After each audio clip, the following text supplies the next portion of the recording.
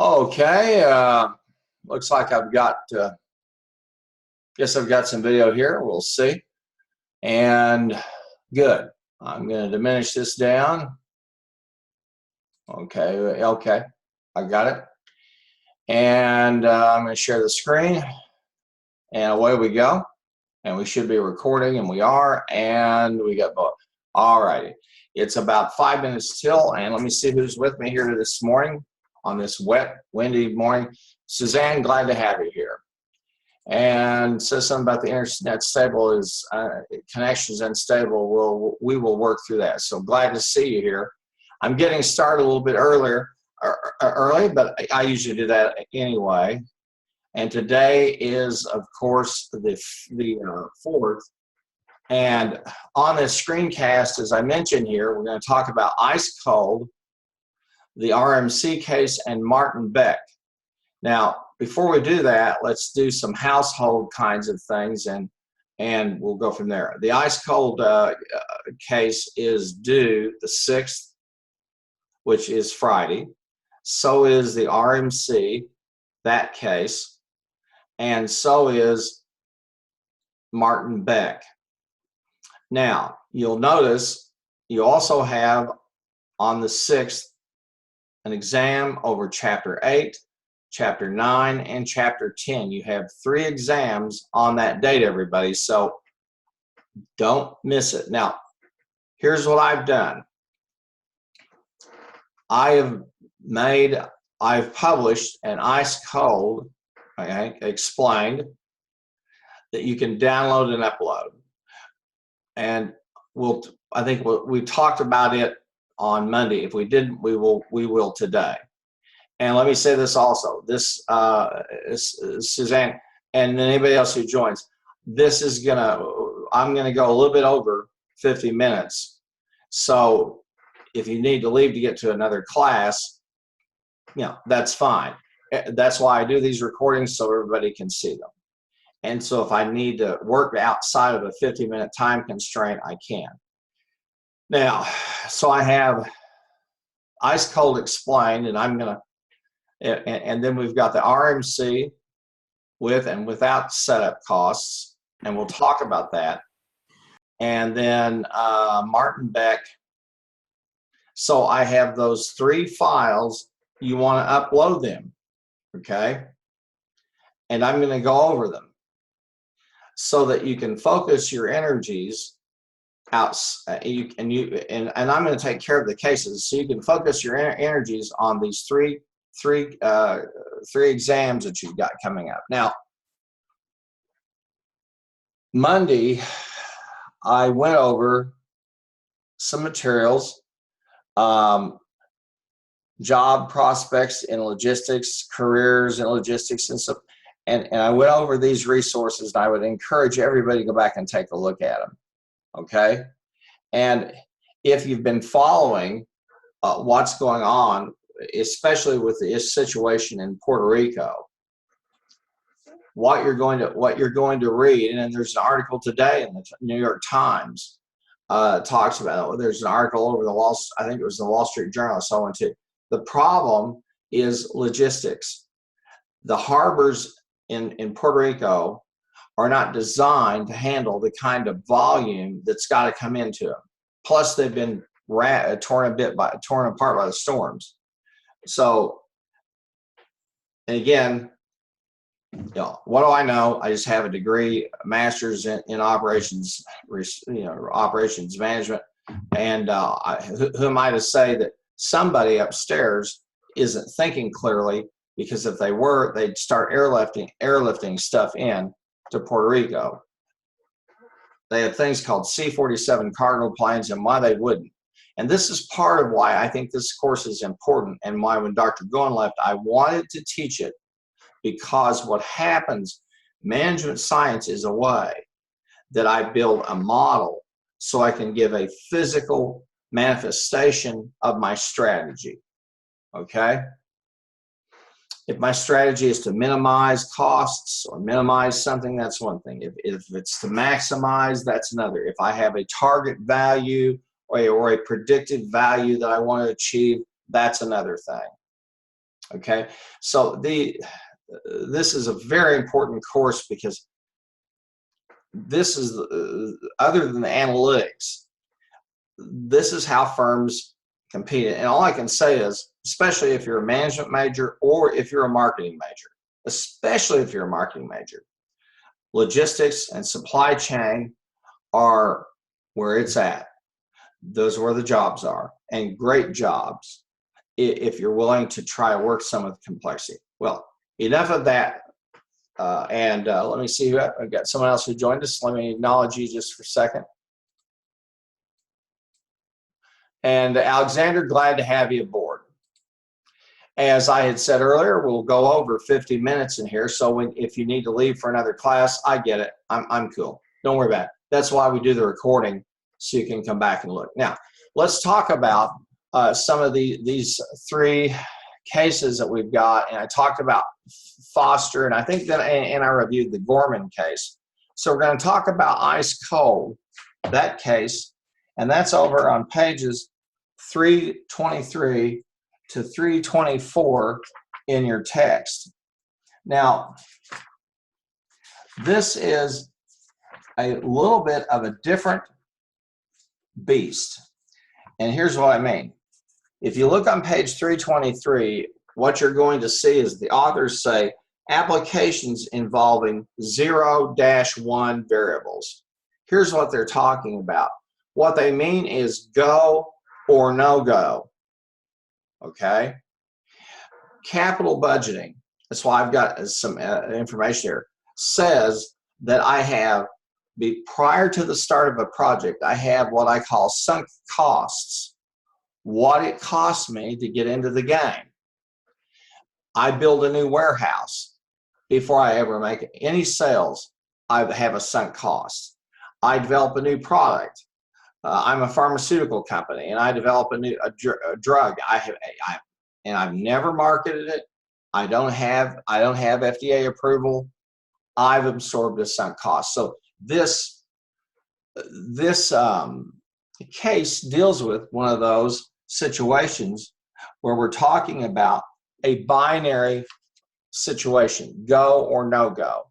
Now you'll notice, of course, that I've always said that decision making is more along the realm of a continuum where stuff's really good, really bad, or just kind of so-so, which mimics what we would normally call the Gaussian curve or the bell curve. And here they're talking about capital budget. So there's, in this case, ice cold refrigerator. Okay, they're talking about they're doing capital budgeting, and most of the time, when you work in capital budgeting, most of the time you're working with dependent situations. Here's what I mean by that term. If I have $50 million, okay, to spend on a capital budget, and I have $49 million worth of projects, I can treat those projects almost as if they're mutually exclusive. I don't worry about it, I just fund them because I've got the money.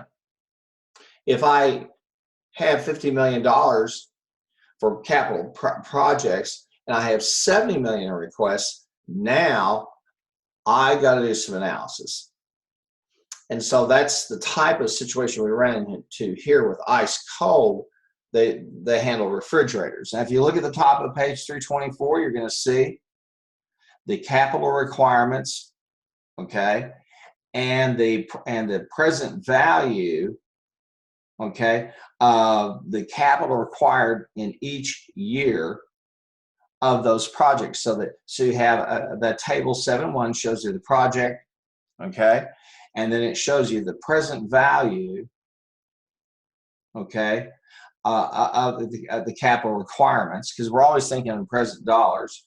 And then the total capital available is over there on the far right. So they have a capital budgeting issue they got to work through. Now, in 324, they talk about the fact that they've got 4 decision variables, and it's a 0 if it's rejected, one if it's accepted. Okay, and they tell you P1. And we're going to open that file up here, and we're going to see what they mean. Now, I want you to note also, over on page 323, they show us they remind us what present value is. Present value, okay, or pardon me, the net present value. It's the net cash flow that's discounted back to year 0 of the project. Or well, let's call it operating period number 1, because operating period number 0 is sunk costs. Okay, so they've got year 1, 2, 3, and 4. Then in the middle of page 324, they've got the they state the linear, they use linear programming, and they show the objective function, and that's to maximize what they get, the return, and it's subject to those 4 constraints. And so they're dealing with fixed costs, and the book talks about their fixed costs versus their variable costs, which we know equals total cost. Okay, so we're going to look at ice cold, and if I'm not mistaken, I had a file here that you can download. So click on that, and let's download it, because it renders for us, but it's of little use. Okay, you see, what do you mean by that term rendering? When you click on one of those, like for example, and it tries to show you a picture, that's what I'm talking about. That's all. But we're going to download this and work with the real thing. Now, here we have, okay, everything laid out for us. We have the financial data, and these are in thousands. Here's the net present value. Here are our choices, okay, and here are our alternative outcomes. Now, there's only one thing here that's wrong, that I would say probably that is inadequate. What I don't have down here would be a third dimension, and that would be the probability per option, the probabilities associated with it. If I did that, okay, then I can look at a payoff table. This is a payoff table for all intents and purposes, this right here. And it assumes equal probabilities for these outcomes. The truth is they're not. The truth is when you go to work, you'll put something like this together, then you'll have cost underruns or cost overruns. Those kinds of things will happen, but for the sake of simplicity, if you even get this far, okay, if you don't understand that you're saying, okay, I'm ascribing these returns or outcomes, I'm ascribing an equal probability, then we've failed you. If you look at this and go, okay, are these all the same probability? Then I've done my job. Now here's the capital available, okay? And now we have the model, okay? And as always in management science, as we talked about there in the first chapter, is the difference between problem solving and decision making, because they're 2 different things. We also talk about building a model, build a mathematical model, build an iconic model, maybe like an entity relationship for a database. Build a physical model to scale. Okay, you build a car. Then after you've done the scale, then you build the actual car and you put it out on the trial. All that stuff. Okay, so we're working with a model. All right. Now, what I'm going to do is I'm going to click on, of course, on data, on the data tab. Now I'm going to come over to solver, okay? And here we're going to change the changing variable cells, and those are C20 to F20. So what we're doing is we're entering a 1 if we're going to run the project, Okay, 0 if we're going to defer or not run it. And we want, our objective function is there in D16. We want to maximize our net present value. And then we have some constraints. And what's different from what you've seen before is this first constraint, that C20 through F20 equal binary. You can make that choice. And what that is saying is we invoke a 1 or 0. Okay? And obviously, 1 times anything is itself. 1 times 6 is 6. 0 times 6 is 0. Okay? So that's how we mimic a binary choice. And this is a capital budgeting problem. Okay?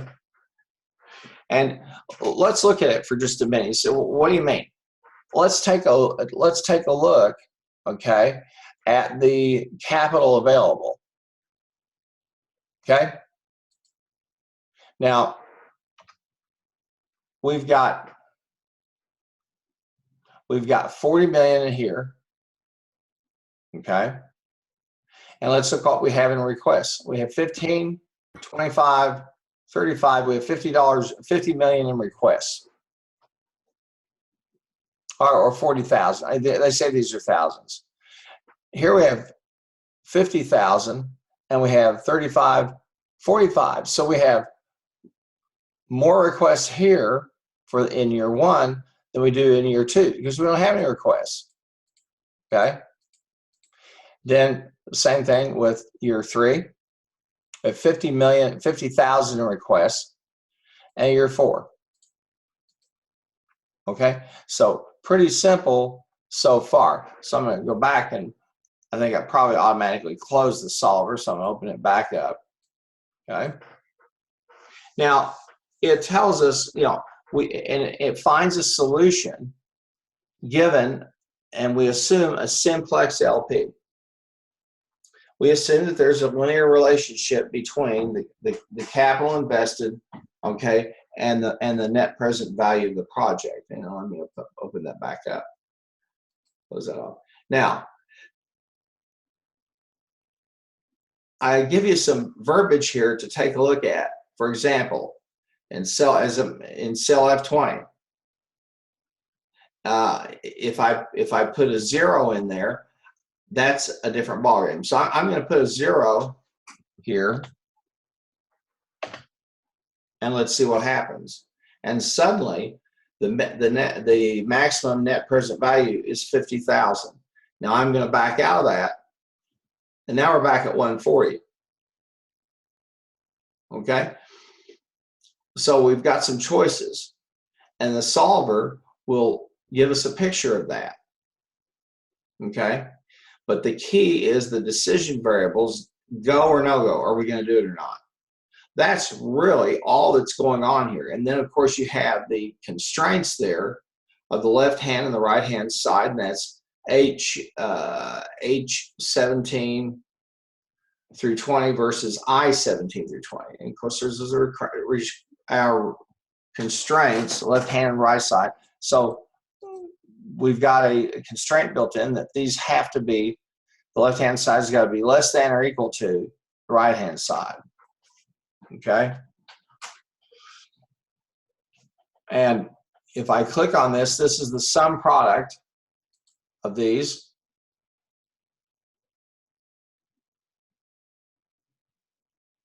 And we use the sum product. That allows us basically to multiply the 2 rows times each other. So that's really all there is. Now, this is simple because the thought work that you had to do to get here makes it look easy. Okay. Again, this would be as if you're working with a performa, say, over in one of Dr. Reader's classes, where you're being given data that are really summaries. Okay, a capital budget is a summary. Somebody sat down and said, here's what it will cost, here's what we think it'll bring in. I worked 10 years doing mergers and acquisitions as a consultant, I was not part of a team that did cash flow specialists. And so we did cash flow projections. That's all we did. And, you know, we were, as near the end, as Excel got better and better, and then thank God finally they created the solver add-in, we could run scenarios, randomize stuff, run scenarios and give people as many scenarios as they want so they could see a whole range of options. Well, you know, that's what we're doing here. But the thought process to get us to this point is, you know, new product research, plant expansion, warehouse expansion, and each of these, and the authors have done a really good job here of showing us kind of the value chain. You say, what are you talking about? Let's think about this for a minute. These folks do some new product research, okay? And so let's say they come up with, you know, they do refrigerators, and they come up with a better refrigerator. Well, if they're selling, if they're smart, which you hope they are, their plant is at near capacity. The students, if any of you are taking the business policy course with me right now, you're involved in that issue of trying to balance inventory versus sales, the old EOQ equation we worked through, so that you have enough stuff, you don't leave anything on the floor, you don't leave any money on the table. Now, plant expansion, warehouse expansion, okay, that is, okay, now we have the plant to make the stuff, now we got to store it, and then any new machinery or machining equipment, I guess, to make the things, whatever. But we're maximizing that, and we either go or we don't go.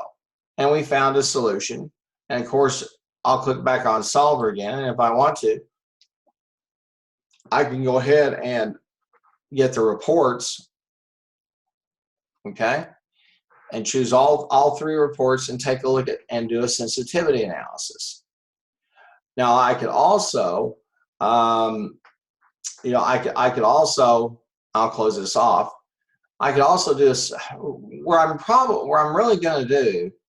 I'm going to do two things. First of all, well, in the real world, when you get to this point, these figures should be some kind of should represent some type of iterative process, which would probably be generating some random figures or doing a series of forecasts, okay, and putting them together. And so what you might have here, this might be just one of 50 of these that you put together for your own sake or for management, for your report, okay? You may be on a team of people in capital budgeting team that does this. Even smaller companies, when they do a capital expansion, okay, somebody, usually it's some kind of group that sits down, it's the owner and maybe their banker, whoever. In large companies, they have committees that do this, okay? So this is ice cold explained, and this is what you would want to upload for ice cold, okay? And let me move my little magic thing that you don't see, but I see it up here. And I see Amanda, welcome, glad to have you here, and Nick as well, and then Suzanne and Alexander have been with us. And as usual, wanted to let you know, I will go over the 50 minutes today. So if you need to cut out, and you can always come back and get the recording on the back end. So this is ice cold, and you'll want to upload this file in the for the ice cold case, okay? And I'm not going to save any changes made. Now let's go back here. And again, we're working with binary kinds of decision making today. Now we have another case here, and this is RMC. The RMC case is over on pages 324 to 327. And it's at the bottom it starts at the bottom of page 324. And this case deals with fixed cost. Okay? And by the way, before I forget, if you take a look at the top of page 325 in your textbook, you're going to see the solution, okay, for the ice cold case, and you'll see it's the output from that lingo, okay. And this shows you two things I want you to know. First of all, the variables, those are the project choices are up there, and you see the binary choices, 1 or 0, and then the constraints, that's the capital available, that's at 1, 2, 3, 4, and then the slack or surplus, those are funds to be used for any new new product research. You might want to use them. Okay. Now here on 325 we have another what we call a load balancing problem, and that is, let's look at this. We're making 3 products: a fuel additive, a solvent base, and a carpet cleaning fluid. Okay. Imagine if you were Procter and Gamble and you make thousands. I don't know how many products they make, and so you know their purchases of chemicals or chemical compounds just must be off the charts. I'm sure they've got a whole team of people that do nothing but sweat blood over trying to figure out how do we get all this stuff and get it moved along. I mean, you know, we live in an age that is just almost miraculous. And when you stop and when you study these things, you look at them and you go, wow. You think about it for a moment. You get in a car and you drive an hour and you're 70 or 80 miles away. There was a day and time when to go 70 or 80 miles might be a 2-day trip. So these techniques have done much, although born, most of them, in conflict and warfare, sadly. They are of great use to us. Okay? And we're over on page 325, okay, and we could look through. And so I'm going to open up the RMC. Now, we have 2 versions, okay? This is without setup costs, and then with setup costs. You say, what are you talking about? Okay. When you manufacture a product, and manufacture could be one of the following. You literally put the whole thing together, okay, from equipment. That's what we would call an original equipment manufacturer, an OEM. Or you make a component, okay? Or you just simply assemble components or finishing pieces that are sent to you. It just depends. So when you hear people talk about manufacturing, it happens in a lot of different ways. But no matter how it does, you have to set up the manufacturing environment. Because manufacturing implies I have stuff on a conveyor belt or stuff flowing through a process, and I do things to it. I paint I paint the door, or I put the headlight fittings on, or something gets mixed into we're making the beverage of the gods, Diet Dr. Pepper, and they have a secret formula, but they add in components. Okay, so you have to do some figuring about if I do setup costs or not. Now, manufacturers who don't do batch, who are not continuous or large batch manufacturers, people who somebody calls and says, hey, I need 500 units of this, or I need 2,000 units of that. They have to really worry about setup costs because they have to retool their line, train their people, etc. Okay, to get that done. So we're going to look at RMC, and they give us, we're going to look at it with setup costs and without setup costs. So we'll start first where we don't have to absorb any setup costs. I'll download that. You say, well, which one do I upload for the case that's due? I don't care. All right. What I do care about is that you're seeing this, and you understand it, and you get some thought to it. And here I give you some more verbiage. Okay. And again, we use they incorporate setup costs in a binary approach. Okay. And and the text talks about that over on 326 or 327. And that is, are are they going to add or are they going to use the fuel additive? This is the middle of page 326. Are they going to use the solvent base? Okay. Or are they going to use carpet cleaning fluid? Yes or no? And then they give us a total set of cost figures, this is middle of page 326, and then they give us the net objective function. Okay. And so I give you some verbiage there to take a look at, right? And again, excuse me, the whole idea is it's a go, it's a no-go. Okay. Now, I've done a little embellishment here on this file to show us the net profit per ton times tons produced, additive, and we had the additive or the solvent base or the carpet cleaning fluid.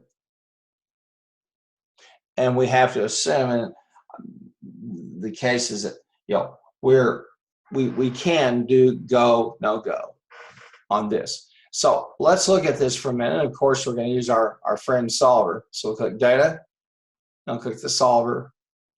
All right. And here we have we're going to set the objective. Again, we're maximizing our net profit. Okay. And we've got changing variable cells. And here they are, B19 to D19.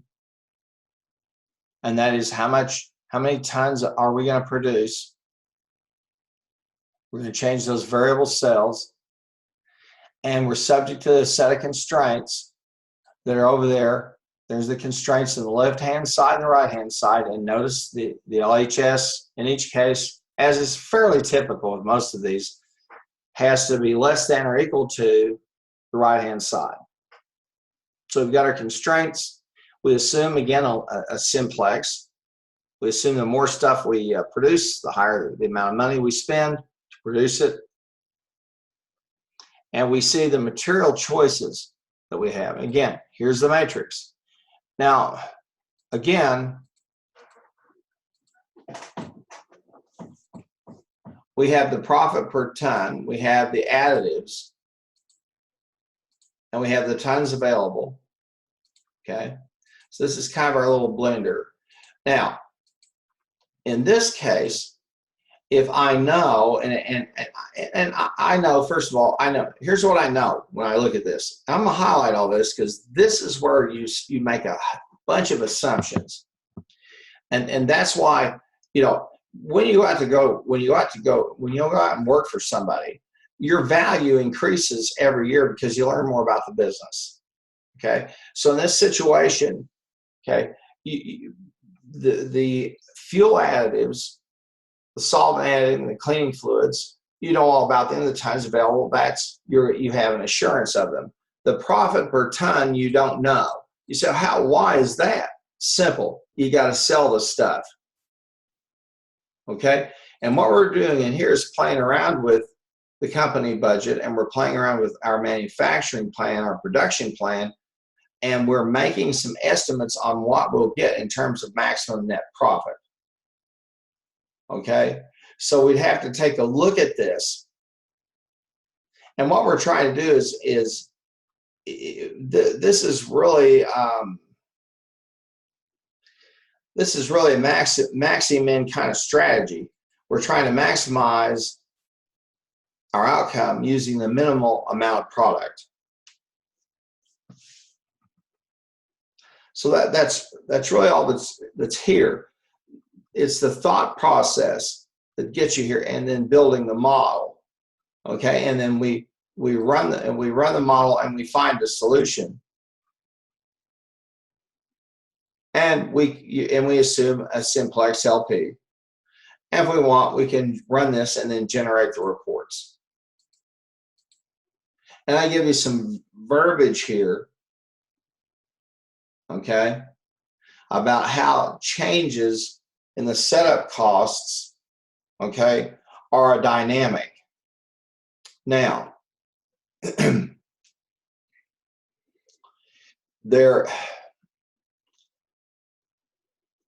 there's always going to be some kind of fudging that you do with these numbers, and they're all, and when they land on your desk, okay, you always want to ask about the source of them.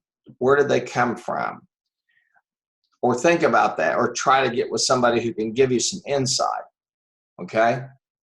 And hopefully you'll have enough historical data.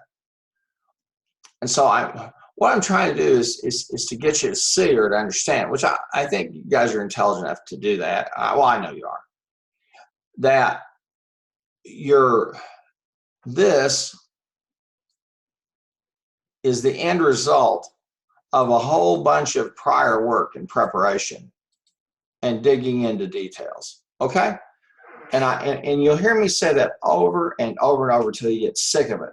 But the bottom line is this: as much as I support these methods, as much as I've seen the miraculous results of them, you know, I give you an example. Again, sadly, it's warfare.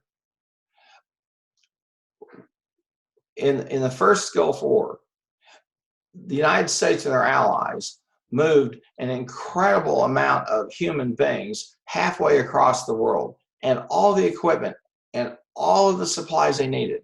That just didn't happen by magic.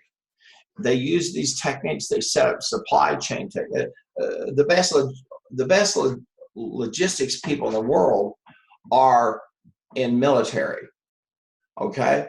And, you know, I don't know if any of you ever watched PBS. You probably don't, but PBS has been running a series of specials. It was running the Ken Burns documentary, on the Civil War, the Vietnamese War. And one of the things that really hits you is how much of an impact was created when the United States military forces began to use helicopters to go medevac people from the field. You know, the way that war was conducted, it was a guerrilla warfare primarily. The United States would establish what they'd call a fire base out in the middle of somewhere in South Vietnam. The Viet Cong would attack it. They represent the communist forces of the North Vietnamese. And then when Americans would get wounded, they'd send in a helicopter and medevac them out. That changed survival rates dramatically. And now, today, if we have like the conflicts in Afghanistan, Iraq, the first Desert Storm,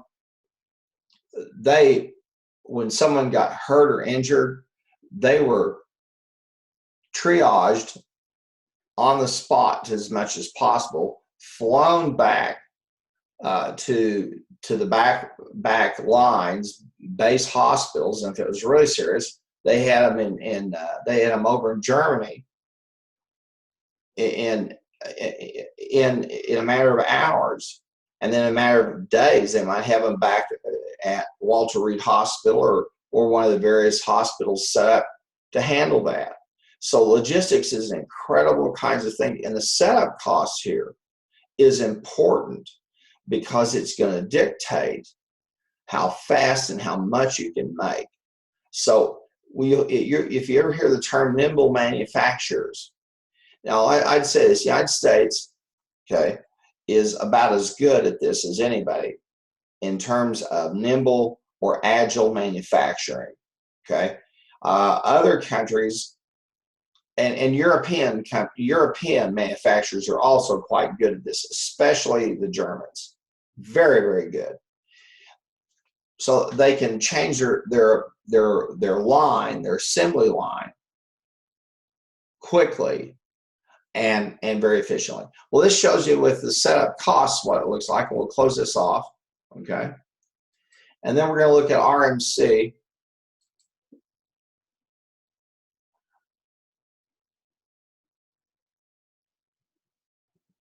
Okay, with the setup costs, what does it look like? So now we absorb them.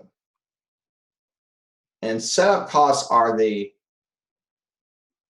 you those of your management majors are going to take the product and production and project management course, I think, with Dr. Green, and he probably will talk about this notion, and you're going to hear this, people talk about lean manufacturing. What they mean is two things. Number one, we use just in time. We have just enough inventory to meet our needs and not run out. And number two, we can very quickly and easily alter workstations or reprogram robots that do work at workstations in order to meet changes in demand. Okay, and that's what we're talking about now. And you say, why do you keep talking about this, Dr. Hartman? Because most of you, unfortunately, have never worked in a factory. You've never worked in a farm. You probably haven't worked in an extractive industry. You haven't gone out and drilled oil or worked in a coal mine. So understanding that process can escape us, because it's hard to see that in a service economy. Okay, although in a service business you have the same thing. And let me give you a quick example. Think about this for a moment. The produce section at a Walmart. Okay, they get a bunch of vegetables and fruits dumped into the back door. Somebody's got to take the things out, clean them up, get them placed in the right way. So they've got to be merchandised. That's a setup cost, because Walmart stores are factories. That's what they're intended to be. And you and I are just a little human being that gets pushed along their conveyor belt called the store layout. And if you don't think they lay out their stores on a very scientific method, you need to go talk to them, because they do. Regrettably, we had someone who'd worked inside of the bowels of that beast, and that was Miss Turnage, who had worked for Walmart's IT at their central IT headquarters there in Bentonville. And I'll guarantee you, I every time I had a chance to pick her brain and find out what are they doing over there, I did it. Well, this is with the setup costs, and I'm going to do something here for a moment just to make this a little more friendly for us. Let's go ahead and pop this up to about a 20. Okay, and then we'll squinch these out where we've got some smallishness in the cells so we can see them, and it'll make it a little easier. Or maybe it's because I'm just an old guy and I can't see very well anymore. All right, hold your tongues.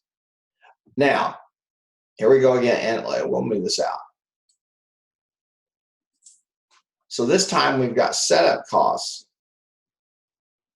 Okay, and notice again we've chosen to do a fuel additive, a solvent base, and we skip the cleaning fluid. Now I'm going to put on the setup costs, I'm going to put a 1 for cleaning fluid, and let's see what happens.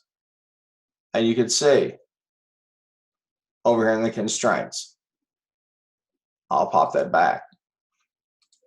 Now these are go, no go decisions. They're binary. We're either going to use the stuff or we're not. And let's look at our trusted solver. So we'll click data.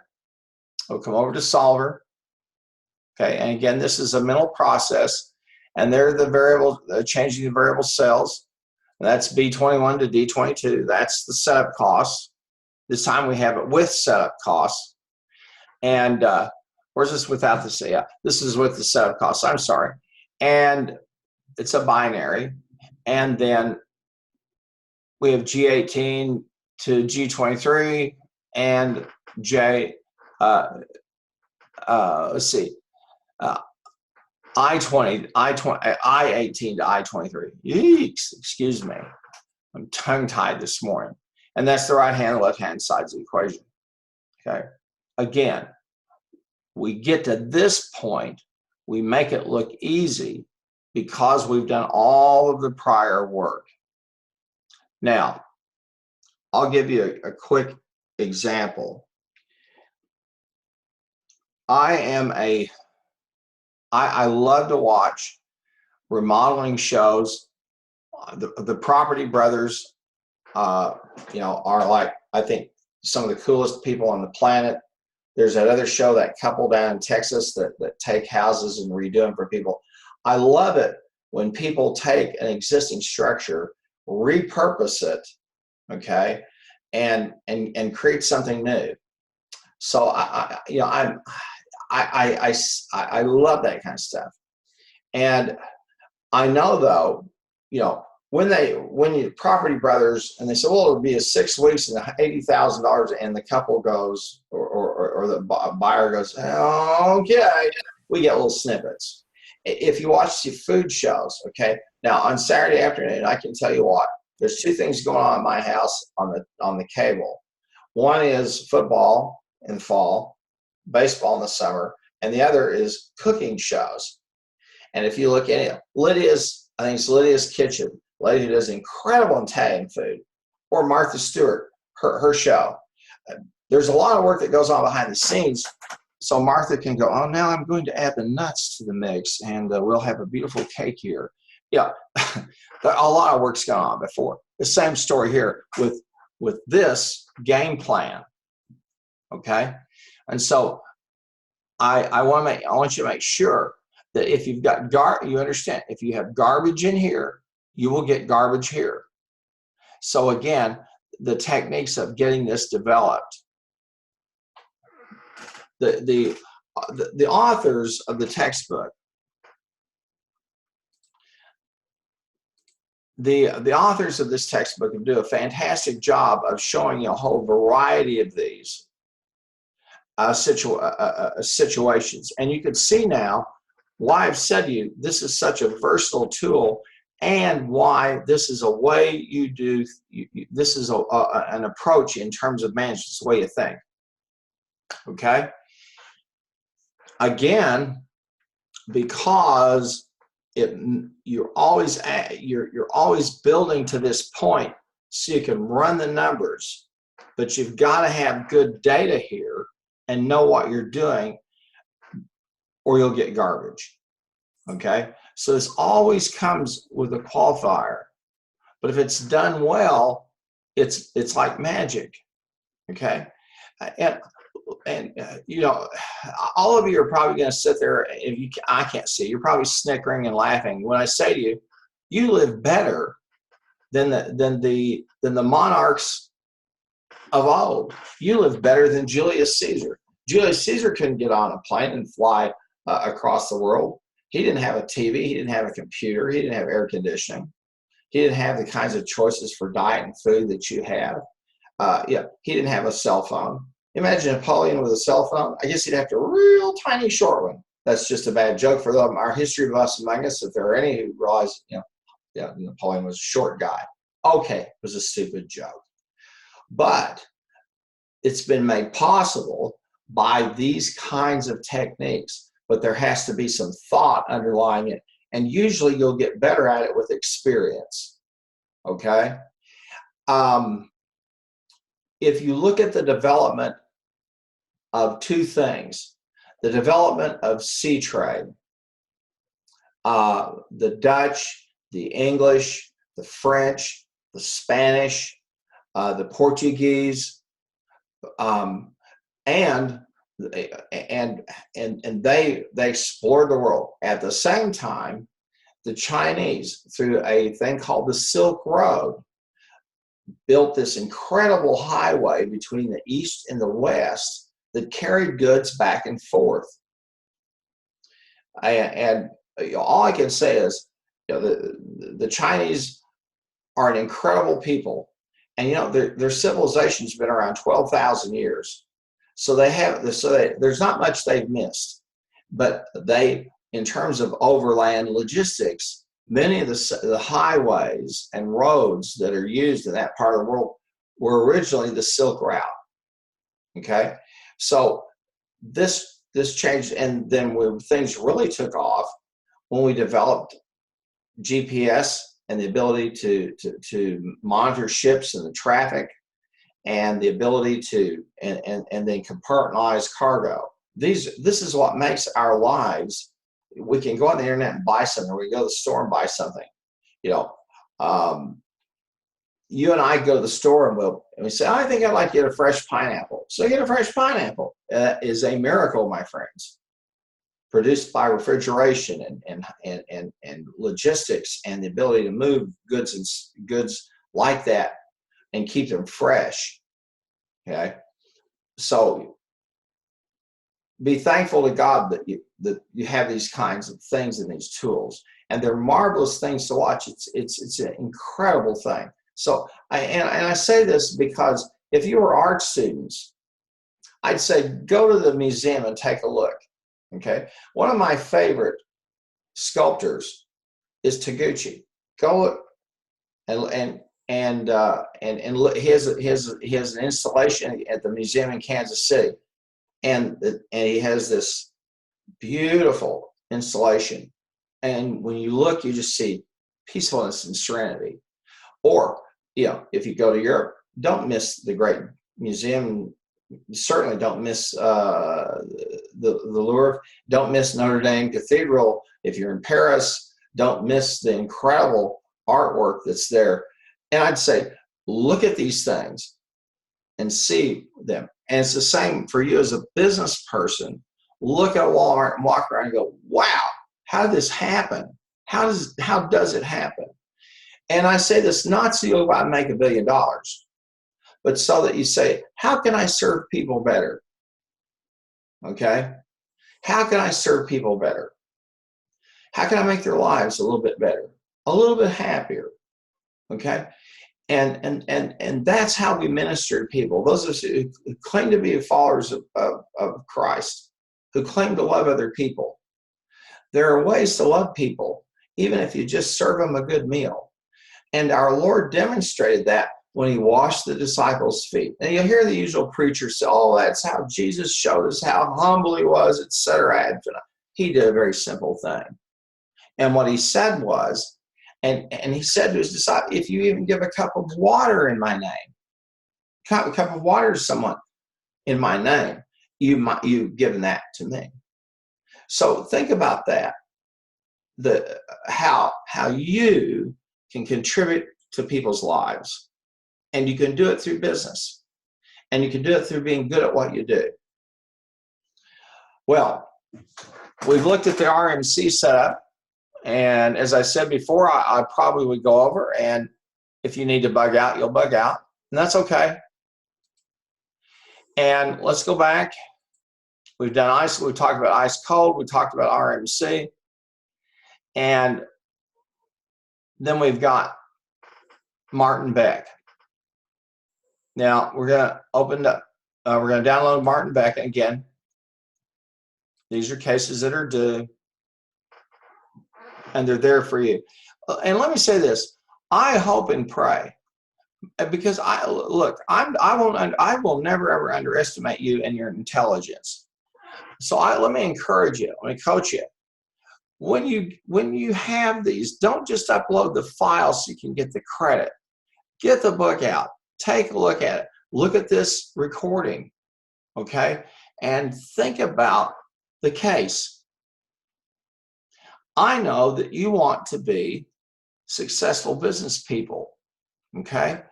And you have tools available to you to do things that people couldn't even dream of. And so I give you some verbiage here about this is a distribution system design, and some of the assumptions are stated here. And we're trying to minimize our cost.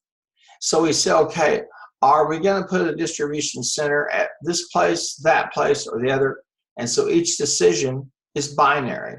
And then you can see we have capacity issues, okay, those constraints. And then we have whether it's open or closed. We have our variables. And we'll just open up Solver and take a look at it. And the text provides you some good verbiage there. Now, here we have a distribution system design, okay? And if you've heard me mention the horrific tragedy, you know what would warm the cockles of my heart, would make me so proud of you, is that if many of you were to go out and say, I want to learn how to do disaster relief, okay? Because I've done some, and I can tell you there's nothing more satisfying than doing it. Okay, but to make a long story short, here it's designing the system, and in that case, it's covered over here in the chapter. Martin Beck is page 327 to 324, and Martin Beck starts at the bottom, and to show you why this requires people who have a great set of brains is take a look at figure 7.7, and you're balancing capacity, distribution routes, and demand. Okay? And the solver model walks us through the constraints, the changing variables, our assumptions about shipping costs and distance.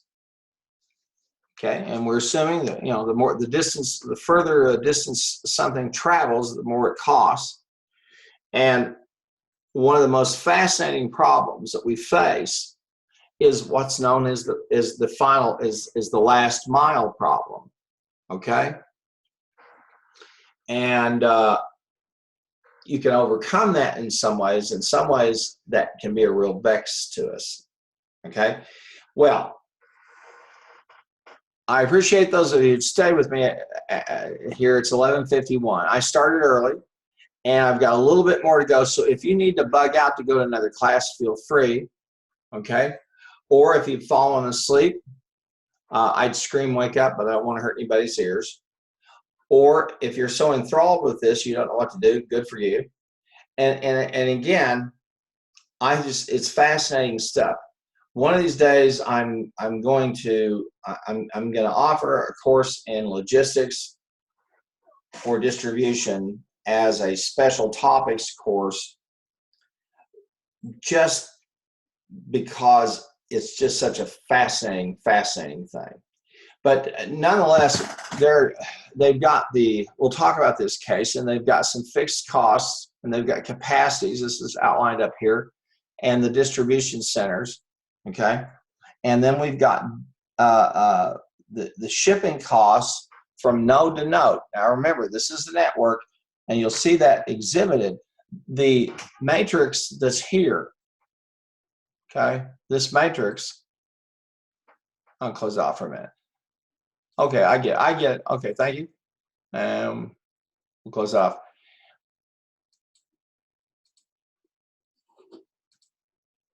And we'll close this. Okay. All right, I got you covered. Boom. We'll close it.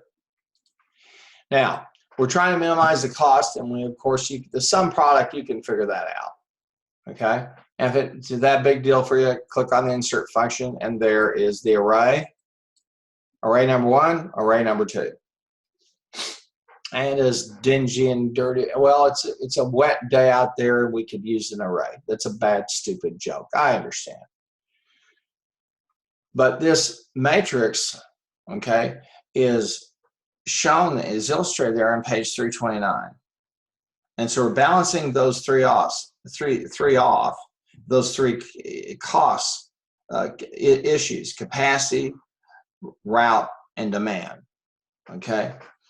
And they give us there on page 328. Now, figure 3777 is over on page 329. Okay. Page 328 walks us through the proposed plans, fixed costs, capacity, etc. Everything that brings us down to the binary decision. And that is, we're going to construct the plant or not. Okay. Would you be happy to have those kinds of problems? Yes, you would. Would you be happy, is it Amazon or Google, that everybody, they're going to create a large, humongous distribution facility or server farm? I need to go out and research it again. And everybody's chased them. Please put it here, because I know there's going to be some fantastic jobs and great opportunities for those communities. But this is distribution problem, and they're balanced. And this is a load balancing, but this time we're balancing we're balancing not additives, we're balancing capacity and demand and distance. Okay, and so they walk us through that process, and then they give us the shipping costs per unit. Of course, that's in the matrix. And then we begin to look at our fixed costs, our capacities. All right, and are we going to open or close the plants? And we have St. Louis X'd out of that. And then they give us the solution. Okay, now the bottom page 320 is the minimization. Okay, that's the objective function, and then the constraints. Okay,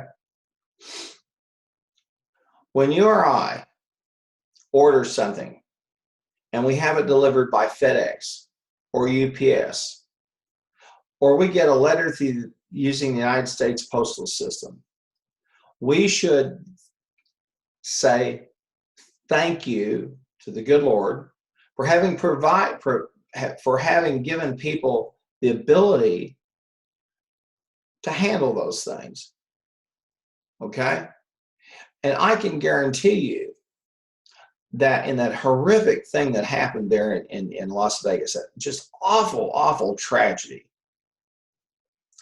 that as those hospitals were receiving people, they had constructed a model like this, and they had simulated and trained for a crisis like what they absorbed. I saw interviews with people at the hospital, with doctors, and they said, we've trained for this, we've practiced for this type of scenario, and so we were ready. And they triaged people, got them there. And it's incredible, just incredible. And they saved a lot of people's lives and helped a lot of people there. And it's a sad thing, but thank God he provided us with the brain power to do this. And you see, when you look at something like this, and I hope this will stick with you, and you see what good we can do. Let's say that we're talking about a distribution system, not just for goods and services, but for getting medical supplies to people who are remote, or getting books to schools in remote areas, anything like that. Okay, what a wonderful tool, and the good Lord gave us the brains to use them, and that's why it's just, these are a marvel. Now, if you take a look over at page 331, you're going to see the variables with the objective function, and you're going to see, for example, X42. You'll say, what is that? And this is that lingo output. X42 is Kansas City to Atlanta, and X43 is Kansas City to Houston, and X51 is St. Louis to Boston. And then you see the slack or surplus, and on those constraints, there are none. And that's probably somebody calling me from Martin Beck saying, you're so brilliant, Dr. Harmon, we got to have you here. That ain't happened. I get people call me, but usually I'm not all that hipped up about what they're doing. I feel I can do a lot more good right here, even though I make a lot less money, for a simple reason. You're young people. You're idealistic, and your heart inside, you have good hearts. You have energy. You want to learn, and you want to make the world a better place. And I know that you can. And you can be a real servant of people by getting stuff to them, and when they need it or when they want it, and using these tools. These things don't happen by accident. And it's just a fantastic thing that we have. Well, that takes us through, and again, we've got the 3 cases that you have to upload. Okay, and we've talked about them, and I've got them there published, so just upload them. You say, which of the RMC should you upload? I don't care, either one of them. Okay, and let me say this: I have skimmed just the top of these cases. I would encourage you, as serious business students, to go back into the chapter and look in some greater detail and do some more additional study just to increase your depth of knowledge. And again, if you're a marketing major and you say, I don't know if I'd be that great selling, logistics may be for you. If you're a management major saying, oh, what am I going to do? Logistics might be for you, because it's just going to grow and grow and grow. Okay. And there's some fantastic opportunities and some ways to really help people. Okay. And I can assure you that if the day and time comes, now I'm going to talk about me personally. Okay. I hope if the day and time comes ever, because given my stage of life and the actuarial curve, if something happens, I hope and pray that the first responders know how to get to me as fast as possible and know where to get me as fast as possible. Because speed is everything. Okay. Well, I appreciate you taking the time, and some of you stayed, some of you bugged out. And this is why I love this course, because there's so many good practical things you can do for people. And it's a way to give physical expression of company strategy and companies and how companies' operations should be a physical expression of your strategy. That's the same as when you and I don't know how you do it, take communion, and we get a word picture. We get a picture of the body and the blood, the sacrifice of our Lord. And so for some of you in your church, you do it one way. In my church, they do it another way. But it's that agape feast that's talked about in the New Testament that's a word picture. Okay? And so these cases tell us how we can be at our best and how we can do things at our best. And that's, to me, why management, okay, or why running a business or being in business is the most challenging and I think most potentially rewarding career you could ever have, because you can make people's lives better. And that's what I want your objective to be. Folks, thank you so much for staying with me. Those are the three files you need to upload. Those are all due by the 6th. And then, of course, you have the exams due on the 6th. So I would say today, I would upload these files immediately. And then I'd get cracking on the exams if you haven't done that. Okay? Thank you so very much. And I know there'll be many of you who'll come in and listen. For those of you who sat here, it's time to wake up and go eat lunch. God bless you, folks. And I will see you Monday. Have a good one.